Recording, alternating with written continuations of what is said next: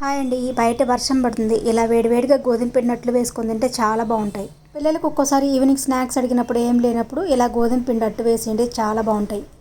పిల్లలే కాదు, పెద్దవాళ్ళు కూడా ఇలా ప్రతిరోజు వర్షాలు పడేటప్పుడు గోధుమ పిండితోటి బెల్లం వేసుకొని అట్టు వేసుకొని తింటే చాలా బాగుంటాయి. ఇవి చాలా ఫాస్ట్గా మనం అట్లు ప్రిపేర్ చేసుకోవచ్చు.